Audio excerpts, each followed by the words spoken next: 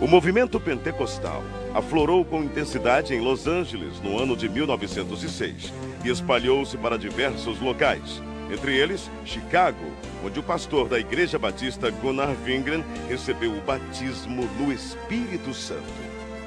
Numa convenção batista, Gunnar Wingren conheceu o jovem Daniel Berg, que também fora batizado. Ambos eram suecos e se tornaram grandes amigos.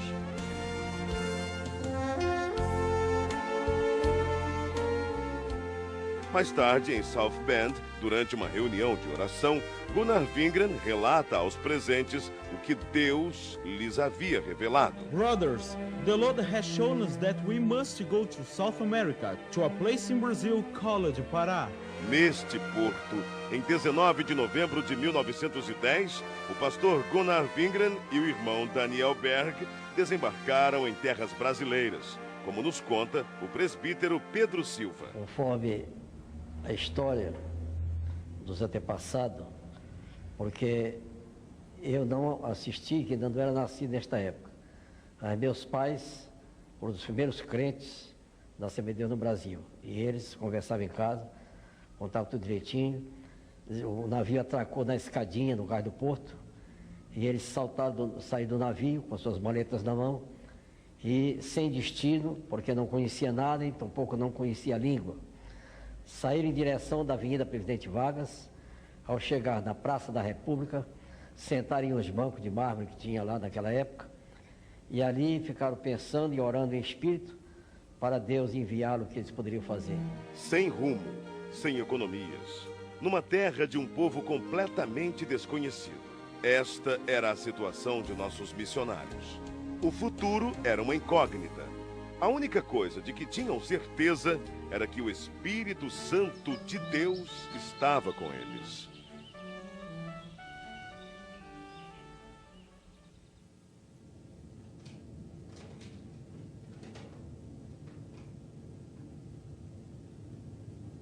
Daniel!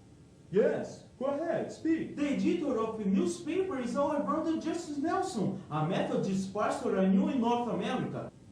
Tomorrow, you look for him. He will certainly give us the necessary orientation here in Brazil. Praise the Lord, praise the Lord, Lord. Amen, amen. O pastor metodista Justus Nelson os recebeu muito bem. Disse-lhes a respeito da Igreja Batista de Belém e prometeu levá-los até lá.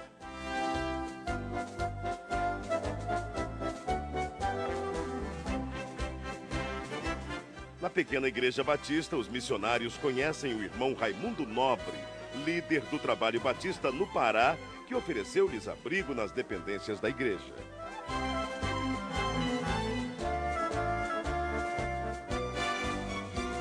Mais tarde, os missionários foram apresentados ao irmão Adriano Nobre, membro da Igreja Metodista e primo de Raimundo Nobre. A convite do irmão Adriano Nobre, Berg e Wingren navegam pelo rio Tajaburu até chegarem ao local chamado Boca do Ipixuna, onde ficava a casa do irmão Adriano. Ali permaneceram por algum tempo, aprendendo a língua e os costumes do país em que passariam um bom tempo de suas vidas.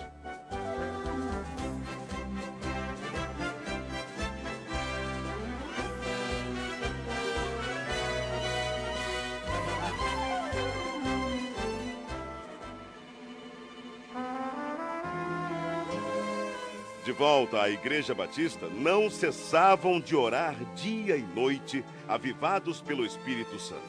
Isto causou inquietação em alguns membros, que os censuraram e os chamavam de fanáticos. Mesmo assim, os dois não se abalaram e continuaram orando e testificando sobre o batismo no Espírito Santo.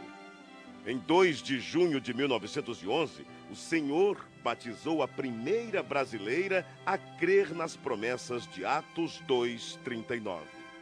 Irmã Celina Albuquerque estava orando em sua casa quando começou a falar em línguas estranhas pelo poder do Espírito. Irmãos, o que tem acontecido aqui, o que tem acontecido conosco, é maravilhoso.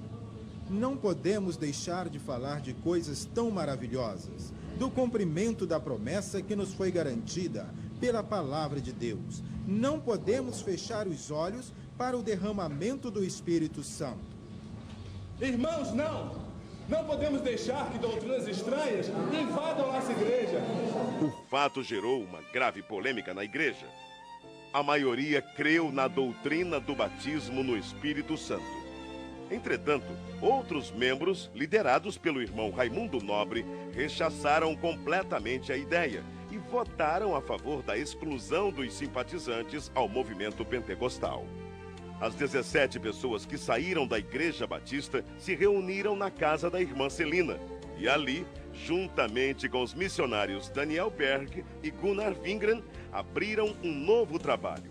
Enfim, em 18 de junho de 1911, na rua Siqueira Mendes, número 67, começava a se estabelecer a primeira Assembleia de Deus no Brasil. Enquanto o pastor Gunnar Wingren pastoreava a igreja em Belém, Daniel Berg saía como colportor, vendendo Bíblias e pregando o Evangelho em diversas cidades. Eram tempos difíceis, de longas jornadas, mas Deus jamais desamparou aqueles que lutam por sua palavra.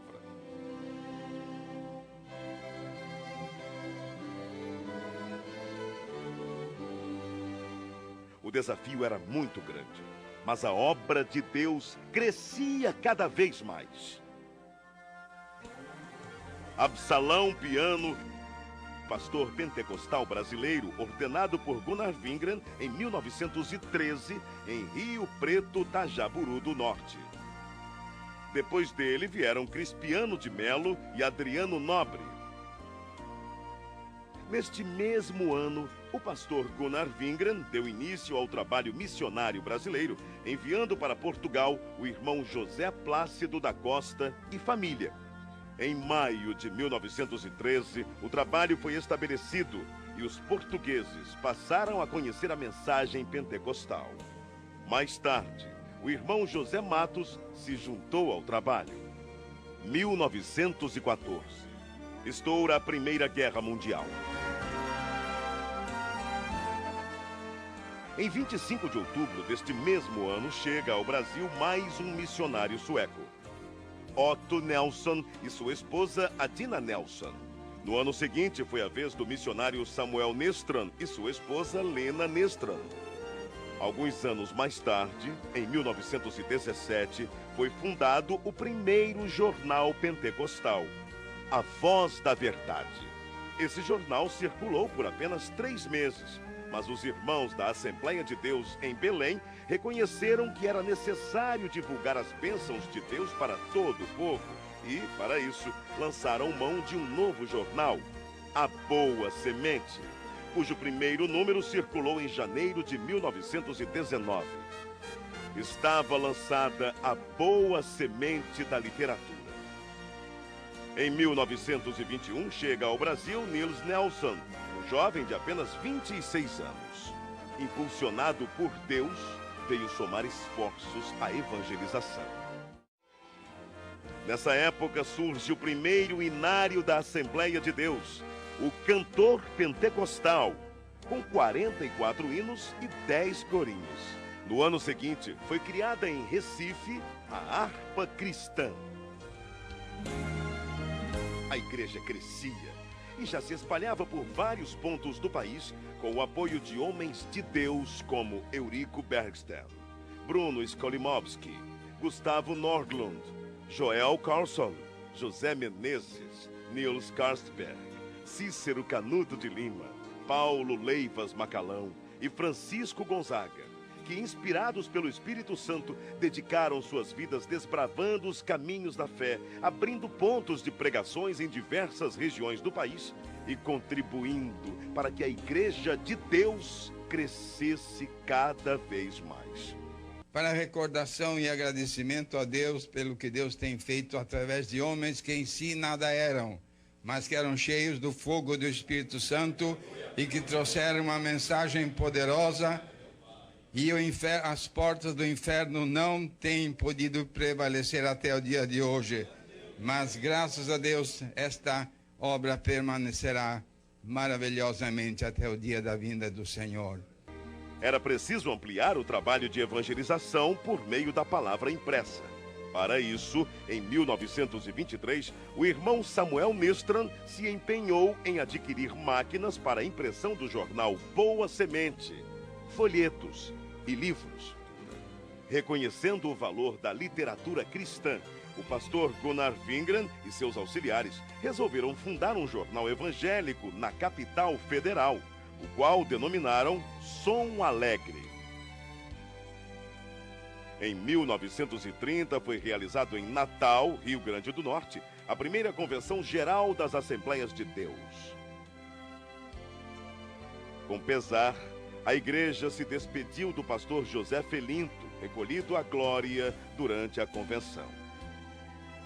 Na mesma assembleia foi decidido que os trabalhos do Brasil passariam a ser dirigidos pelos obreiros nacionais, com apoio dos missionários. Também foi decidido que os jornais Boa Semente e o Som Alegre se uniriam num só, formando um novo jornal que se tornou um órgão oficial das Assembleias de Deus do Brasil, o nosso Mensageiro da Paz. Durante a ditadura de Getúlio Vargas, foi criado um órgão controlador da imprensa, o Departamento Imprensa Propaganda. E todos os jornais deveriam ser registrados. O governo exigia que somente entidades jurídicas ou pessoas físicas, com os devidos títulos de propriedade, poderiam publicar jornais. Foi então que, para atender à imposição do governo, foi criada em março de 1940 a Casa Publicadora das Assembleias de Deus.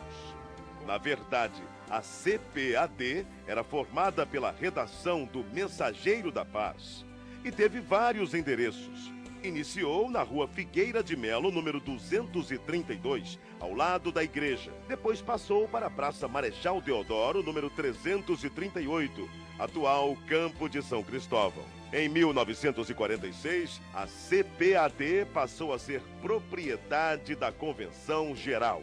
Nessa época, deu-se início a uma campanha para a aquisição de uma propriedade onde funcionaria a gráfica do Mensageiro da Paz, que até então era editada em gráfica particular.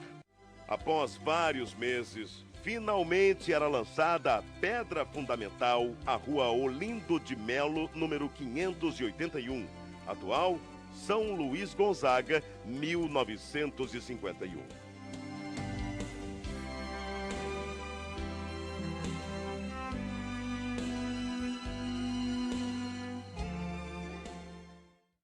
Ide e pregai. É preciso ultrapassar fronteiras e chegar até os confins da terra, anunciando que Jesus Cristo é o Senhor.